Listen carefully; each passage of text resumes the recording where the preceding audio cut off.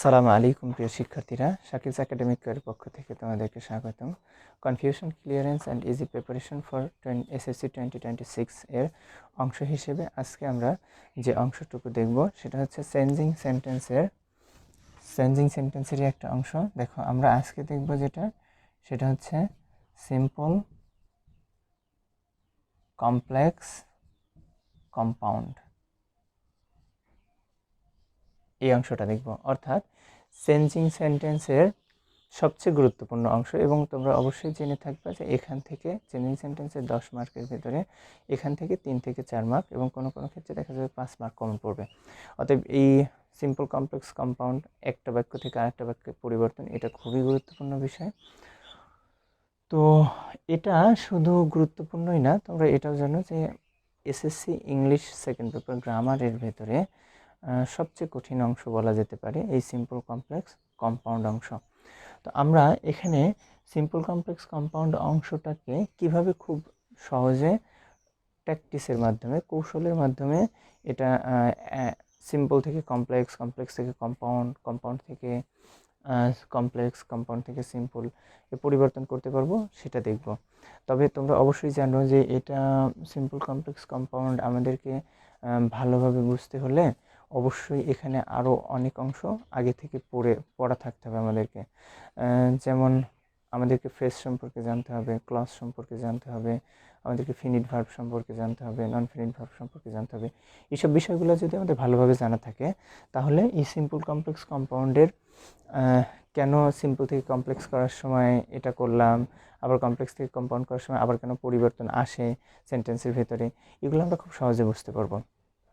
তো আমাদের প্রিপারেশনটা যেহেতু ইজিভাবে বিল্ড আপ করতে হবে খুব সহজে কম সময়ের মধ্যে, এ কারণে আমরা শুধু ট্রিক্সের মাধ্যমেই কীভাবে সিম্পল থেকে কমপ্লেক্স এবং কম্পাউন্ড করা যায়, আবার কমপ্লেক্স থেকে সিম্পল কম্পাউন্ড এবং কম্পাউন্ড থেকে সিম্পল কমপ্লেক্স করা যায় সেটা দেখব। আর তোমরা ক্লজ, ফ্রেজ, ফিনিট ভার্ব, নন ফিনিট ভার্ব এসব বিষয়গুলো আমাদের অন্য ক্লাস থেকে অবশ্যই দেখে নিতে পারবো ইনশাল্লাহ। তো চলো আমরা এখন দেখি কিভাবে সহজে এটার প্রস্তুতিটাকে আমরা সম্পন্ন করতে পারি।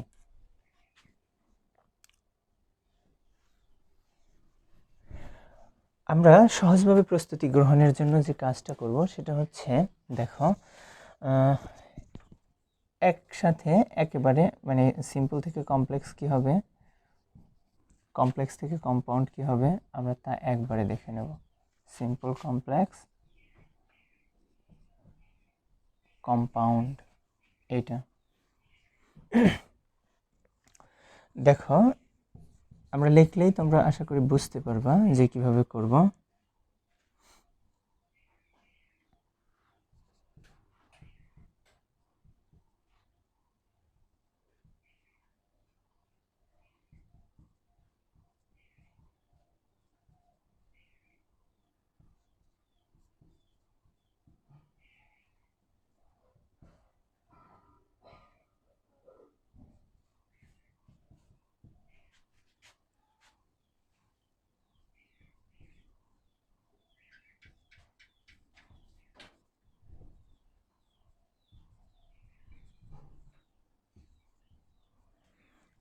প্রিয় শিক্ষার্থীরা, তোমরা যদি খেয়াল করে থাকো, দেখো আমি খুব সহজে লেখার চেষ্টা করেছি।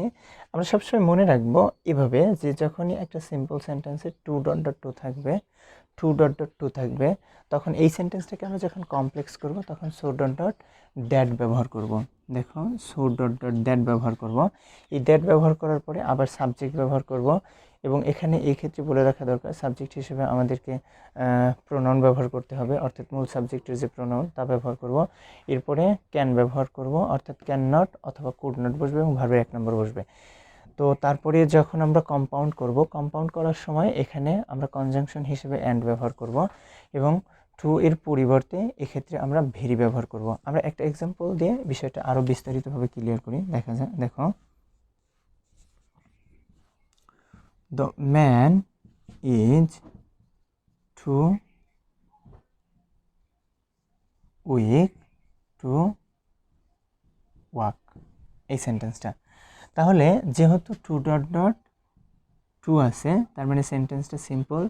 আর এই সিম্পল সেন্টেন্সটাকে আমরা যদি কমপ্লেক্স সেন্টেন্স করতে চাই, কমপ্লেক্স অর্থাৎ এইটার পরে দেখো কমপ্লেক্স করার সময় কীভাবে করব, মনে রাখবো এই যে টু আছে, এই টুর জায়গায় আমরা কি বসিয়ে দেবো, সো বসিয়ে দেবো। কত সহজভাবে কিন্তু সিম্পল থেকে কমপ্লেক্স করতে পারবো, একটু ভালো করে খেয়াল করবো। দেখো টুর জায়গায় সো বসাবো, আর এই যে টু আছে এর জায়গায় কি বসিয়ে দেবো, আমরা দ্যাট বসিয়ে দেবো। তাহলে চলো সেন্টেন্সটা যদি আমরা অ্যান্সার করি আসলে কীভাবে হয় কিনা দেখা যাক। দেখো দ্য ম্যান ইজ, এই টুর জায়গায় কি বসবে, সো, তারপরে উইক, এই টুর জায়গায় কি বসে যাবে বলো তো, দ্যাট বসে যাবে। তাহলে the man is so weak that, এরপরে কি লিখেছি গঠনে দেখো তো, তারপরে আবার সাবজেক্ট বসবে। তারপর সাবজেক্ট মানে কোন সাবজেক্ট বসবে, এই যে সাবজেক্ট রয়েছে এই সাবজেক্ট বসবে। তো এখানে যখন নাউন থাকবে আমরা এই দ্যাটের পরে অবশ্যই প্রোনাউন ব্যবহার করব। যদি এখানে প্রোনাউন থাকে তাহলে তো কোনো কথাই নেই, প্রোনাউনই বসবে। তাহলে এখানে দেখো দ্য ম্যান পুরুষ মানুষ, তাহলে এখানে হি বসে যাবে, হি। এখন ক্যান নট ব্যবহার করব নাকি কুড নট ব্যবহার করব, দেখো এখানে যেহেতু অথবা চিহ্ন আছে, তাহলে এখন আমরা কোনটাকে ব্যবহার করব, ক্যান নট নাকি কুড নট, এই বিষয়টাই সবচেয়ে গুরুত্বপূর্ণ যে কখন কোনটা ব্যবহার করব। এটা অবশ্যই এই তোমার টেন্সের উপরে ডিপেন্ড করবে যে আসলে সেন্টেন্সটা কোন টেন্সে আছে। আমাদেরকে অবশ্যই মনে রাখতে হবে যে কমপ্লেক্স সেন্টেন্সের দুইটা ক্লসেই টেন্স একই হতে হবে, টেন্স ভিন্ন হওয়া যাবে না, অবশ্যই টেন্সের সামঞ্জস্য থাকতে হবে। তাহলে আমরা এখানে ইজ থেকে বুঝতে পারতেছি যে এই সেন্টেন্সটা সিম্পল সেন্টেন্স আছে, অতএব আমরা যদি এই সেন্টেন্সটাকে কমপ্লেক্স করি তাহলে দেখো এখানে যেহেতু ইজ ব্যবহার করে ফেলছি তাহলে পরবর্তী অংশ অবশ্যই প্রেজেন্ট টেন্সে থাকতে হবে। তো যদি এখানে প্রেজেন্ট করি, এখানে দেখো ক্যানের পাস্ট ফর্ম কুড, তাহলে যেহেতু প্রেজেন্টে ক্যান বসে এই কারণে আমাদেরকে ক্যানই বসাতে হবে। তাহলে হি ক্যান নট, তারপরে যে অংশ আছে সেটা বসিয়ে দিবা, হি ক্যান নট ওয়াক, এটা। ওকে, তাহলে এই সেন্টেন্সটাকে যদি এবার আমরা কম্পাউন্ড সেন্টেন্সে পরিবর্তন করি তাহলে সেন্টেন্সটা কীরকম হবে দেখো, দ্য ম্যান ইজ, এই যে কী কথা ছিল বলো তো, যে যখন টু থাকবে এই টুর পরিবর্তে আমরা কি ব্যবহার করব, ভেরি ব্যবহার করব। তাহলে the man is very weak, the man is very weak, এরপরে কি ব্যবহার করব বলো তো, কনজাংশন হিসেবে আমরা অ্যান্ড ব্যবহার করব, তারপরে আর একটা ক্লজ ব্যবহার করব, অর্থাৎ হি ক্যান নট ওয়াক, এটা। তাহলে বুঝতেই পারতেছো যে যখন টু থাকবে আমরা সেন্টেন্সটাকে কম্পাউন্ড করার সময় অ্যান্ড ব্যবহার করব। তবে এই ক্ষেত্রে আমি যে কথাটা তোমাদেরকে বলবো সেটা হচ্ছে, এটা অবশ্যই মনে রাখবো, যেটাকে যখন আমরা কমপ্লেক্স থেকে মনে করো কম্পাউন্ড করলাম যখনই দেখবো যে সো দ্যাট আছে, তখন এই সোর পরিবর্তে আমরা এখানে ভেরি বসিয়ে দেবো, আর এই দ্যাটের জায়গায় কি বসিয়ে দেবো, কনজাংশন হিসেবে অ্যান্ড বসাই দেবো, আর পরবর্তী ক্লজটাকে বসিয়ে দেবো। তো একইভাবে যখন মনে করো অ্যান্ড থাকবে এবং কম্পাউন্ড থেকে আমাকে কমপ্লেক্স করতে বলবে, তখন এটার অর্থ বুঝে আমি কম্পাউন্ড থেকে কমপ্লেক্স করার সময় দেখো এখানে সো দ্যাটে ফিরে যাব। আবার যখন মনে করো যে আমাকে সিম্পল করতে হবে, অ্যান্ড থাকবে, তখন এটা থেকে আমি টুতে ফিরে যাব। এভাবে আমি একটা পড়ার সময় একটু চোখখান খুলে পড়লে, অর্থাৎ একটু গভীর মনোযোগ সহকারে পড়লে আমরা এটা খুব সহজভাবে বুঝতে পারবো যে এটা কিভাবে পরিবর্তনটা করব। ওকে, তাহলে এখন যদি দ্বিতীয় অংশটার দিকে আমরা আসি, দেখো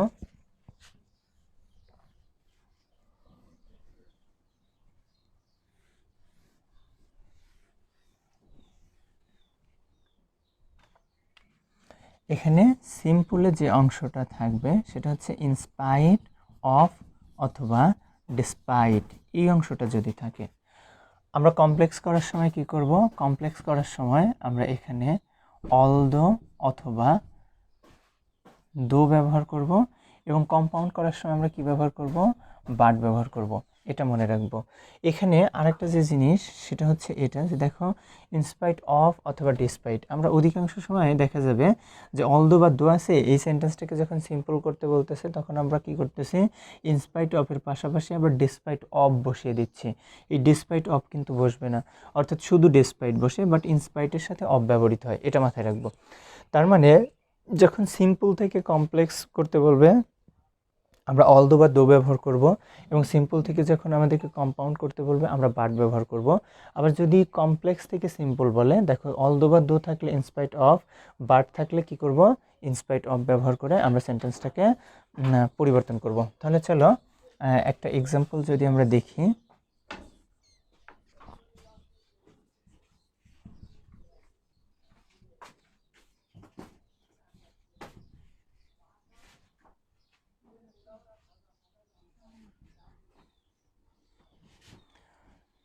In spite of being poor, he was honest. এই সেন্টেন্সটা তাহলে এই সিম্পল সেন্টেন্সটাকে আমরা যখন কমপ্লেক্স করব, আমাদের কথা কি ছিল যে যখন ইনস্পাইট অফ বা ডিসপাইট থাকবে আমরা অলদো বা দো ব্যবহার করব। তাহলে চলো আমরা এখানে কি ব্যবহার করে ফেলি, অলদো ব্যবহার করে ফেলি, অথবা দো, যে কোনোটা কিন্তু তুমি ব্যবহার করতে পারবা। ওকে, অলদো। এখন এখানে সবচেয়ে গুরুত্বপূর্ণ কথা, একটু মনোযোগ সহকারে আমরা এখানে কথা শুনবো বেশ ভালো করে। সেটা হচ্ছে যে আমরা যখনই সিম্পল থেকে কমপ্লেক্স করতে যাব অথবা কমপ্লেক্স থেকে কম্পাউন্ড করতে যাব, তখন মূল যে বিষয়টা আসবে সেটা হচ্ছে যে আমরা সেন্টেন্সের পরিবর্তন করব কোথায়। আসলে সেন্টেন্সের মূল যে অংশ, অর্থাৎ সেন্টেন্সের মূল অংশ প্রিন্সিপাল ক্লজ, এতে আমরা কখনো হাত দিতে পারবো না। আমাদেরকে সবসময় সেন্টেন্সের পরিবর্তন আনতে হবে তোমার ডিপেন্ডেন্ট ক্লজ, অর্থাৎ সাবঅর্ডিনেট যে ক্লজ সেটাতে পরিবর্তন আনতে হবে। অর্থাৎ সেন্টেন্সের মূল অংশ দেখো হি ওয়াজ অনেস্ট, এই অংশে আমরা কোনো পরিবর্তন আনবো না। এখানে আমরা পরিবর্তন আনবো এই অংশটাতে, ইনস্পাইট অফ বিং পোর, এই অংশটা। অর্থাৎ এখানে এই সেন্টেন্সটাকে যদি আমরা কমপ্লেক্স করতে যাই, আমরা অলদো তো বসাবোই, তারপরে কি এই ইনস্পাইটের অপর জায়গায় অলদো বসিয়ে বিং পোর বসিয়ে দিলে সেন্টেন্স কমপ্লেক্স হয়ে যায়? তা কিন্তু না। অ্যাকচুয়ালি কমপ্লেক্স সেন্টেন্সের সংজ্ঞা কি? কমপ্লেক্স সেন্টেন্সের সংজ্ঞা হচ্ছে যে সকল সেন্টেন্সে একটা সাবঅর্ডিনেট ক্লজ এবং একটা প্রিন্সিপাল ক্লজ থাকে তাকে কমপ্লেক্স সেন্টেন্স বলে। তাহলে আমাকে কি করতে হবে? অবশ্যই এই সিম্পল সেন্টেন্সের এই যে অংশটা রয়েছে ইনস্পাইট অফ বিং ফোর, এই অংশটাকে আমরা কি করব? এই অংশটাকে আমরা একটা ক্লসে পরিবর্তন করব এবং এটাকে সাবঅর্ডিনেট ক্লসে পরিবর্তন করব। সাবঅর্ডিনেট কেন সাবঅর্ডিনেট ক্লসে পরিবর্তন করব? কারণ সেন্টেন্সের মূল অংশটা সবসময় প্রিন্সিপাল ক্লজ, এবং প্রিন্সিপাল ক্লসে আমাদের কখনো পরিবর্তন করা সম্ভব নয়। প্রিন্সিপাল ক্লজ কমপ্লেক্সে যা থাকবে তাই কম্পাউন্ড করার সময় তাই থাকবে, আবার কম্পাউন্ডে যা থাকবে ওটাকে কমপ্লেক্স করার সময় তাই থাকবে। তাহলে প্রিন্সিপাল ক্লসে আমরা কোনো পরিবর্তন আনতে পারবো না, আমরা পরিবর্তন আনবো সাবঅর্ডিনেট অংশে। তাহলে দেখো এটা সিম্পল সেন্টেন্স, এটা কিন্তু সাবঅর্ডিনেট অংশ নয়। তাহলে এই আমরা পরিবর্তন আনবো এই ফ্রেস অংশে। তাহলে যদি এই ফ্রেস অংশে আমরা পরিবর্তন আনি, তাহলে খেয়াল করো, although he was poor, he was honest, এটা হয়ে গেল। তাহলে এই যে মূল অংশে দেখো কোনো পরিবর্তন আনি নাই। আমরা এই অংশে কি করেছি, যেহেতু একটা সাবঅর্ডিনেট ক্লজ যদি আমরা গঠন করতে যাই তাহলে অবশ্যই আমাদের একটা সাবজেক্ট দরকার, একটা ফিনিট ভার্ব দরকার। এখন আসলে ফিনিট ভার্ব নন ফিনিট ভার্ব এটা তো আমরা বলে ফেলছি, এটা আমাদের অন্য ক্লাস থেকে দেখে নিতে হবে। এখানে সাবজেক্ট কেন ব্যবহার করব? সাবজেক্টের জন্য ব্যবহার করব কারণ আমার মূল উদ্দেশ্য সেন্টেন্সটাকে কমপ্লেক্স করতে হলে একটা সাবঅর্ডিনেট ক্লজ দরকার। আর একটা ক্লজের সংজ্ঞা যদি একটু বলি, দেখো ক্লজ হচ্ছে কয়েকটা ওয়ার্ডের সমষ্টি যেখানে একটা সাবজেক্ট থাকবে এবং নিজস্ব একটা ফিনিট ভার্ব থাকবে। অর্থাৎ ক্লজ হতে হলে সেখানে অবশ্যই কী থাকতে হবে? একটা সাবজেক্ট থাকতে হবে। সাবজেক্ট ছাড়া কিন্তু ক্লজ কখনো হয় না, সেই অংশটাকে ক্লজ বলা যায় না। এই অংশটাকে আমি ক্লজ কেন বলতে পারতেছি না? দেখো আমি কখনো বলি নাই যে অংশটা ক্লজ, কেন বলতে পারতেছি না? কারণ এখানে দেখো তুমি যদি খেয়াল করে থাকো কোনো সাবজেক্ট নাই, অতএব এই অংশটা কিন্তু ক্লজ নয়। তাহলে আমাকে এই অংশ থেকে যদি একটা ক্লজ তৈরি করতে হয় তাহলে অবশ্যই এখানে আমাকে একটা সাবজেক্ট আনতে হবে। এখন সাবজেক্ট কোন অংশ, সাবজেক্ট কী আনবো? সাবজেক্ট কী আনবো তা ডিপেন্ড করবে এই অংশের উপরে। দেখো হি ওয়াজ অনেস্ট, এখানে আসলে হিকে নিয়ে কথা বলা হচ্ছে। এটার বাংলা অর্থ কি? যে দরিদ্র হওয়া সত্ত্বেও সে সৎ, দরিদ্র হওয়া সত্ত্বেও সে সৎ ছিল, এটা বাংলা অর্থ দিচ্ছে। তাহলে এই অংশে এই দরিদ্রটা কে ছিল বলো তো? এই হি দরিদ্র ছিল, এই কারণে আমরা সাবজেক্ট হিসেবে এখানে হিকে ব্যবহার করব। এখন এখানে ওয়াজ কেন আসলো? আমরা আগেই বলে নিয়েছি যে একটা সেন্টেন্সের মূল অংশ যে টেন্সে আছে তার উপর ডিপেন্ড করে সাবঅর্ডিনেট অংশের টেন্সটাকে পরিবর্তন করতে হবে, তার উপর ডিপেন্ড করে, অর্থাৎ মূল অংশের উপর ডিপেন্ড করেই সাবঅর্ডিনেট অংশের টেন্স থাকবে, অর্থাৎ সামঞ্জস্য থাকবে এবং একই থাকবে, টেন্স একই থাকতে হবে। দেখো হি ওয়াজ অনেস্ট, তাহলে এই পাশে কী থাকতে হবে, অলদো হি ওয়াজ পোর, এটা। তাহলে এই সেন্টেন্সটাকে যদি আমরা কম্পাউন্ড করি তাহলে দেখো হি ওয়াজ poor but he was honest. তাহলে দেখো আমরা এবার কি করেছি, যখন এই অলদো বা দো থাকবে শুধুমাত্র আমরা এই সাবঅর্ডিনেট ক্লসের পর অর্থাৎ দুইটা ক্লসের মাঝখানে আমরা একটা কোঅর্ডিনেটিং কনজাংশনকে ব্যবহার করব। তাহলে এখানে আমরা কি ব্যবহার করে ফেলেছি দেখো তো, এখানে আমরা বাট ব্যবহার করেছি। তো এখানে আর একটা যেটা বিষয় মনে রাখার, অনেক সময় সেন্টেন্সগুলো তোমরা এইভাবে পাবে যে হি ওয়াজ পোর বাট অনেস্ট। তার মানে কম্পাউন্ড সেন্টেন্সের ক্ষেত্রে যদি উভয় ক্লজ, দেখো এখানে খেয়াল করো, উভয় ক্লজের সাবজেক্ট যদি একই হয় তাহলে আমরা দ্বিতীয়বার সাবজেক্ট ব্যবহার করব না, এবং উভয় ক্লজের ভার্ব যদি একই হয় তাহলে দ্বিতীয়বার ভার্বও ব্যবহার করব না। এ কারণে দেখো হি ওয়াজ পোর বাট অনেস্ট আমরা এই অংশটুকু ব্যবহার করেছি। ওকে, চলো এখন যদি আমরা পরের নিয়মটা দেখি।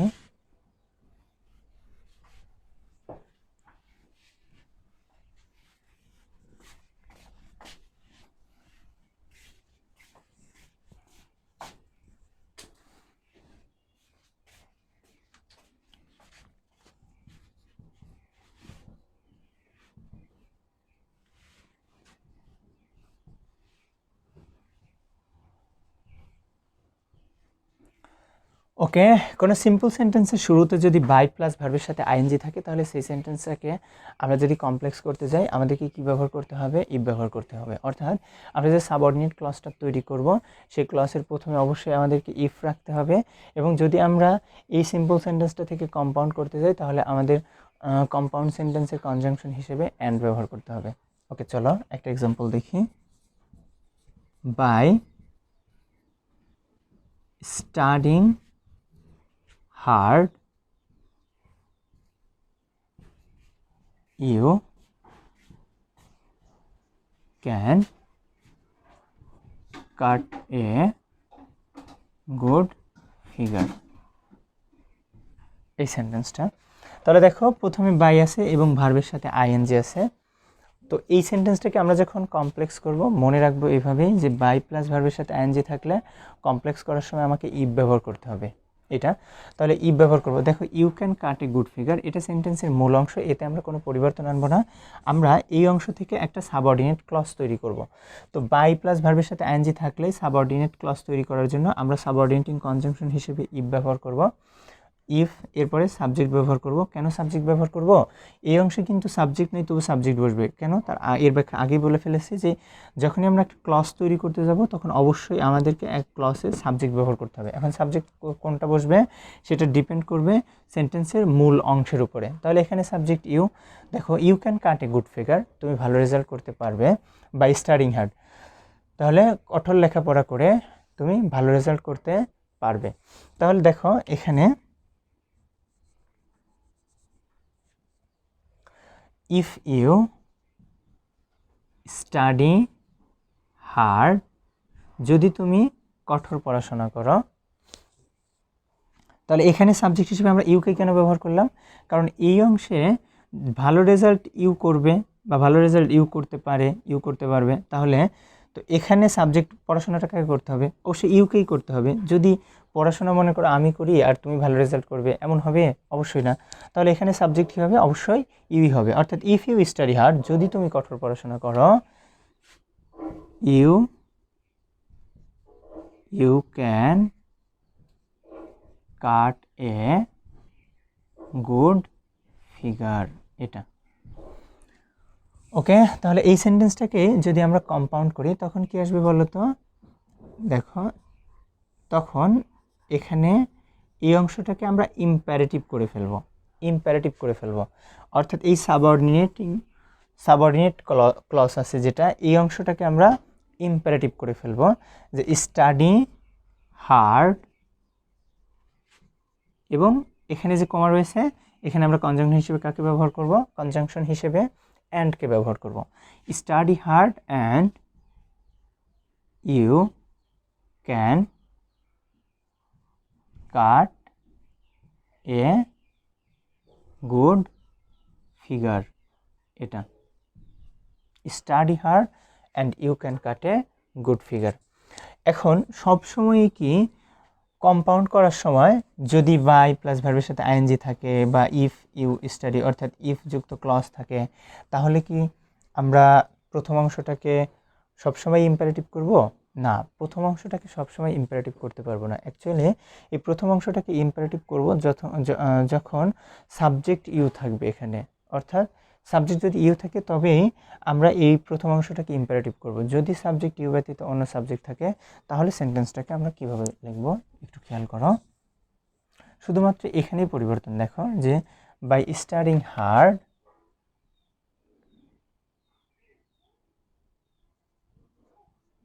Raju can cut a good figure. এবার কিন্তু রাজুর কথা বলা হচ্ছে, তুমি আসতেছে না। তাহলে এখানে সাবজেক্ট হিসেবে কী আসবে বলো তো? ইফ রাজু, এখন স্টাডি আছে, এবার কিন্তু স্টাডি বসবে না, এখানে কি বসে যাবে? স্টাডিজ বসে যাবে। কেন? কারণ এই অংশ যেহেতু প্রেজেন্ট আছে তাহলে এই সাবঅর্ডিনেট ক্লজটাও প্রেজেন্ট হতে হবে। আর এখানে রাজু থার্ড পারসন সিঙ্গুলার, এই কারণে অবশ্যই এই ভার্বের সাথে কি করতে হবে? এস বাই এস যোগ করতে হবে। তাহলে এখানে স্টাডিজ হয়েছে দেখো। তাহলে ইফ রাজু স্টাডিজ হার্ড, এখানে কি চলে আসবে? তাহলে এবার রাজু চলে আসবে। Raju can cut a good figure. এটা এখন এই অংশটা কি করব? এই অংশ কি ইম্পারেটিভ থাকবে? না, এই অংশ দেখো আমরা যেটা করব, তাহলে ইম্পারেটিভ থাকবে কখন তা বলে ফেলছি যে সাবজেক্ট যখন ইউ থাকবে। কিন্তু সাবজেক্ট যদি ইউ ব্যতীত অন্য কিছু থাকে তাহলে আমরা সাবজেক্টটাকে ব্যবহার করব। ওকে, তারপরে শুড ব্যবহার করব। Raju should study, Raju should study hard and he can cut a good figure। এটা আসতেছে। তাহলে বুঝতেই পারছো যে শুড কখন ব্যবহার করব? যখন বাই প্লাস ভার্বের সাথে আইএনজি থাকবে সেই সেন্টেন্সে, সেই সিম্পল সেন্টেন্সে যদি সাবজেক্ট ইউ ব্যতীত অন্য কেউ থাকে সেটাকে কম্পাউন্ড করার সময় আমরা এখানে সাবজেক্টের পরে অবশ্যই শুড ব্যবহার করব। আর যদি ইউ থাকে, আগের সেন্টেন্সটা দেখে ফেলেছো, আমরা এই সেন্টেন্সটাকে কম্পাউন্ড করার সময়, এটাকে কম্পাউন্ড করার সময় অবশ্যই এই প্রথম অংশটাকে ইম্পারেটিভ করে ফেলবো। অর্থাৎ ভার্ব ফার্স্টে ভার্ব বসবে এবং বাদ বাকি অংশ বসবে, তারপরে অ্যান্ড ব্যবহার করব এবং তারপরে সাবজেক্ট ব্যবহার করে সেন্টেন্সটা কমপ্লিট করব। ঠিক একইভাবে ইফ থেকে যখন কম্পাউন্ড আসবে তখন একই নিয়ম, আশা করি বুঝতে পারছো। ওকে, তাহলে পরের অংশ যদি আসি,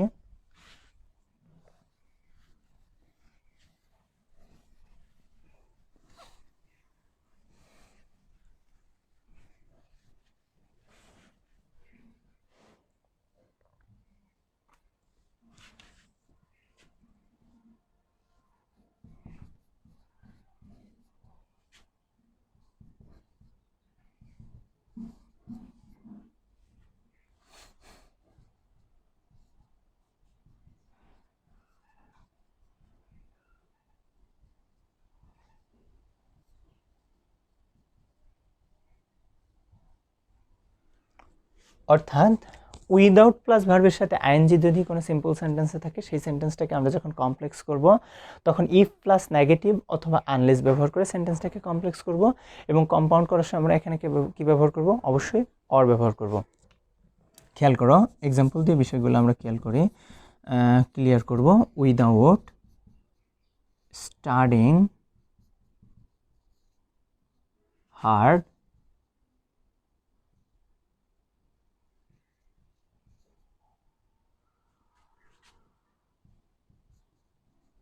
you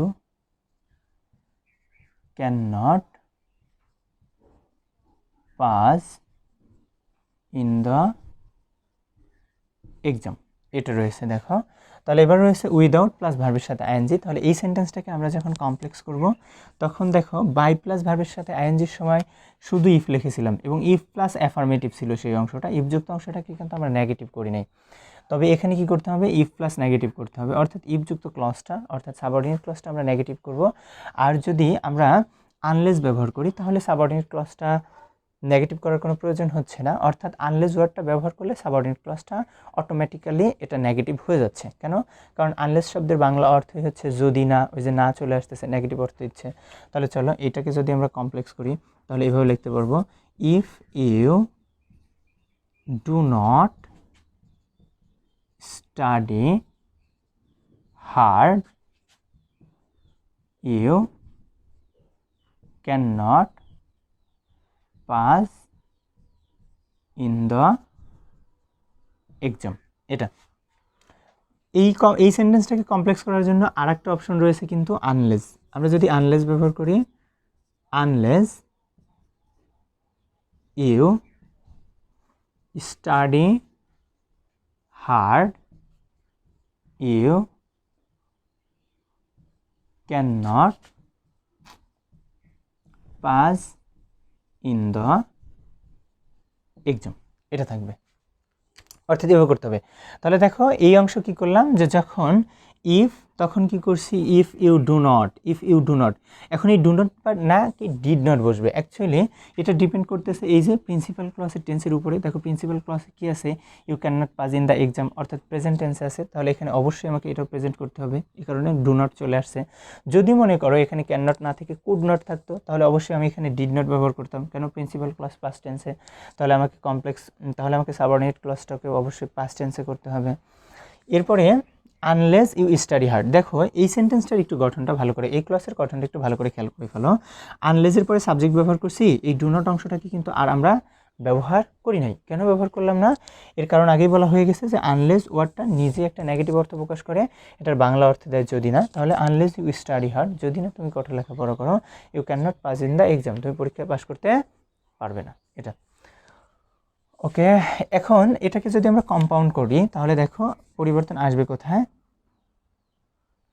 এই যে কথা কি ছিল, যে যখনই তোমার সাবজেক্ট হিসেবে এখানে ইউ চলে আসবে, বাই প্লাস ভার্বের সাথে আইএনজি, এই অংশে এই সেন্টেন্সেও যদি সাবজেক্ট হিসেবে ইউ থাকে এবং উইদাউট প্লাস ভার্বের সাথে আইএনজি, এই সেন্টেন্সেও যদি সাবজেক্ট হিসেবে ইউ থাকে, তাহলে আমরা কম্পাউন্ড করার সময় প্রথম অংশটাকে কি করব, অবশ্যই ইম্পারেটিভ করব। তাহলে ইম্পারেটিভ করব, study hard or you cannot pass in the exam, এটা চলে আসবে। তাহলে এখানে কি বসে যাবে বলো তো, অর বসে যাবে। অর্থাৎ এই যে যেখানে কমা রয়েছে এখানে শুধু আমরা অর বসিয়ে দেবো, এখানকার আনলেস বা ইফ উঠে যাবে। আনলেস বা ইফ কেন ওঠে এটা তো আর বলার অপেক্ষা রাখে না। কেন? কারণ এটা হচ্ছে কমপ্লেক্স সেন্টেন্সের অংশ, অর্থাৎ সাবঅর্ডিনেট ক্লজ তৈরি করার জন্য আমাদেরকে সাবঅর্ডিনেটিং কনজাংশন ব্যবহার করতে হয়। তারপর যখন কম্পাউন্ড করতেছি তখন কি আর এই ইফ বা আনলেসকে রাখতে পারবো? অবশ্যই রাখতে পারবো না। যেরকম দেখো উইদাউট প্লাস ভার্বের সাথে এনজি, এই অংশটা কি কমপ্লেক্সে আসে নাই? ঠিক একইভাবে কমপ্লেক্সের ইফ বা আনলেস অংশ কিন্তু কম্পাউন্ডে কোনোভাবে আসবে না, এটা আমরা অবশ্যই মাথায় রাখবো। ওকে, এর পরের নিয়মের দিকে যদি আমরা যাই তাহলে দেখো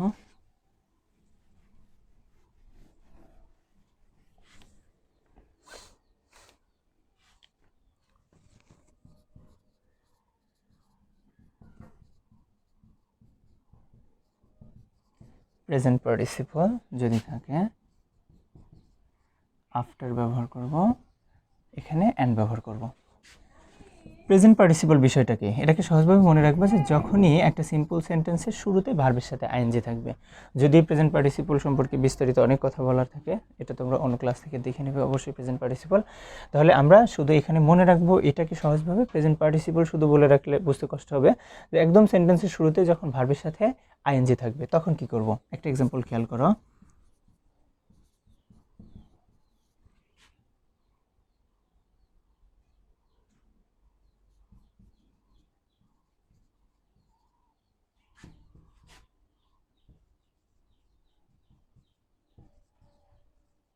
আই ওয়েন্ট টু বেড, এই অংশটা।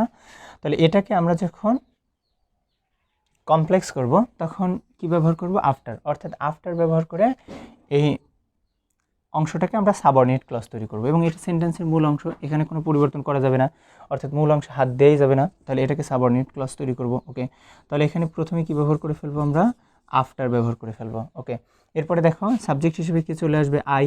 একটা সাবঅর্ডিনেট ক্লজ তৈরি করতে হলে আমাকে অবশ্যই একটা সাবজেক্ট ব্যবহার করতে হবে, আর এখানে যেহেতু মূল অংশে সাবজেক্ট আই আছে তাহলে এখানে আই আসবে। দেখো completing the work I went to bed, কাজ শেষ করে আমি ঘুমোতে গেলাম। তো এখানে কাজ যে শেষ করছে সেই তো ঘুমোতে গেছে, তাহলে এই সাবজেক্ট আর এই সাবজেক্ট একই হবে, এই কারণে এখানে আই চলে আসবে। After I had completed the work I went to bed. এই অংশটাতে ভার্বের 2 নম্বর আছে, তার মানে এই অংশটা পাস্ট ইনডিফিনিট টেন্স, বুঝতেই পারতেছ। তাহলে এখন এই অংশটা কোন টেন্সে আমরা লিখলাম অ্যাকচুয়ালি, দেখো এখানে হ্যাড প্লাস ভার্বের 3 নম্বর ব্যবহার করছি, তার মানে এই অংশটা পাস্ট পারফেক্ট হয়ে গেছে।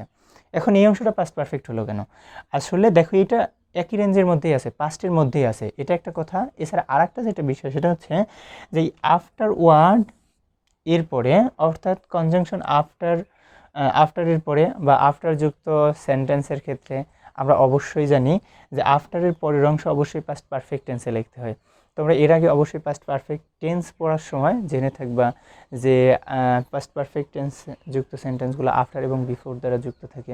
বিফোরের পূর্ব অংশ আমাদেরকে পাস্ট পারফেক্টে লিখতে হয় এবং আফটারের পরের অংশ পাস্ট পারফেক্টে লিখতে হয় তারই অংশ হিসেবে। এবং এই সেন্টেন্সগুলোর একটা ক্লজ হয় পাস্ট পারফেক্টে, অপর ক্লজ হয় পাস্ট ইনডিফিনিট টেন্সে, সেটা আফটার বা বিফোর হোক। তো এজন্যই যেহেতু এখানে কনজাংশন হিসেবে আমরা আফটার ব্যবহার করতেছি, তাহলে অবশ্যই আমাদেরকে কী করতে হবে, এই ক্লজটাকে পাস্ট পারফেক্ট টেন্সে লিখতে হবে, এটাকে পাস্ট পারফেক্ট টেন্সে লিখবো, এটা অবশ্যই মনে রাখবো। তাহলে দেখো পরের অংশ, এখানে আমরা কি করব, শুধুমাত্র এই যে কমার জায়গায় কনজাংশন হিসেবে অ্যান্ড ব্যবহার করে দেব। তাহলে I had completed the work and went to bed। এটা এখন এই ব্র্যাকেটে আই কেন দিলাম, তার মানে আমি বোঝাতে চাচ্ছি এখানে তোমার ইচ্ছা করলে আই ব্যবহার করতে পারো, আবার না ব্যবহার করতে পারো। এটা কেন যে ব্যবহার ইচ্ছা করলে ব্যবহার করব, না হলে না করব, তা কেন এটার মূল কারণ হচ্ছে আমরা এর আগে শিখে নিলাম যে কম্পাউন্ড সেন্টেন্সের উভয় ক্লসের সাবজেক্ট যদি একই হয়, আমরা দ্বিতীয় ক্লসে সাবজেক্ট ব্যবহার করলেও চলে, না করলেও চলে। এবং এমনকি যদি উভয় ক্লসের ভার্বও একই হয়, তাহলে আমরা দ্বিতীয় ক্লসে গিয়ে ভার্বও না ব্যবহার করলে কোনো সমস্যা নেই।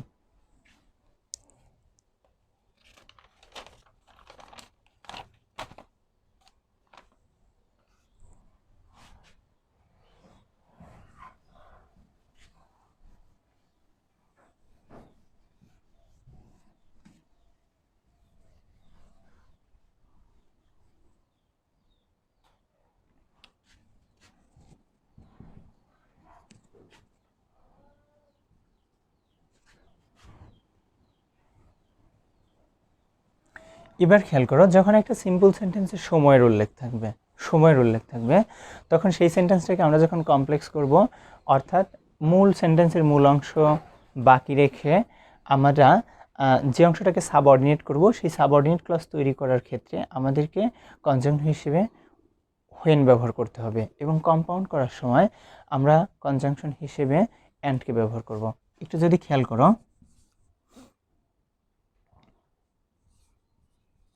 our liberation were took place in 1971। এটা তাহলে দেখো our liberation were took place, এই অংশটা হচ্ছে সেন্টেন্সের মূল অংশ, in 1971। আমরা এই অংশটা থেকে একটা সাবঅর্ডিনেট ক্লজ তৈরি করব। তাহলে খেয়াল করো, our liberation were took place when it was 1971।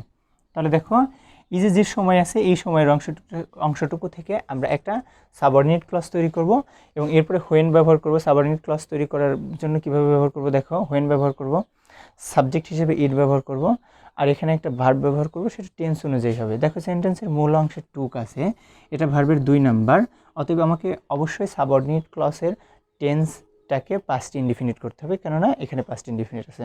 তাহলে হোয়েন ইট ওয়াজ 1971। এখন এই সেন্টেন্সটাকে আমরা যখন কম্পাউন্ড করব তখন দেখো সেন্টেন্সটাকে এভাবে কম্পাউন্ড করতে পারি, ইট ওয়াজ 1971 and our liberation were took place.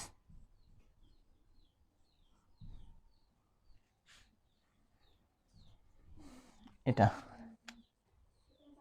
তাহলে প্রিয় শিক্ষার্থীরা, এই ছিল আমাদের কনফিউশন ক্লিয়ারেন্স অ্যান্ড ইজি প্রিপারেশনের অংশ হিসেবে সিম্পল কমপ্লেক্স কম্পাউন্ড। আমরা যদি এই অংশটাকে এভাবে করি তাহলে দেখবে যে খুব সহজভাবে আমরা প্রস্তুতিটাকে সম্পন্ন করতে পারবো। তবে এক্ষেত্রে আমার উপদেশ থাকবে তোমাদের, মানে এটা করলে যে এভাবে মনে থাকবে, অ্যাকচুয়ালি মনে রাখার জন্য যেটা করতে হবে সেটা হচ্ছে যে তুমি একটা নিয়ম, আমরা যেভাবে লিখছি দেখো, সিম্পলে টাইম থাকলে হোয়েন, কমপ্লেক্সের সময় হোয়েন, কম্পাউন্ডের সময় অ্যান্ড, এই কথাটা এভাবে নিয়মটা দেখলা। নিয়ম দেখার পরে তোমার উচিত হবে যে তুমি বোর্ড কোশ্চেনগুলো বের করে ফেলবা, বের করে এই নিয়মের ভেতরে কোন সেন্টেন্সটা চলে আসছে সেই সেন্টেন্সটাকে তুমি লিখে ফেলো, লিখে ফেলে এই নিয়ম অনুযায়ী প্র্যাকটিস করো।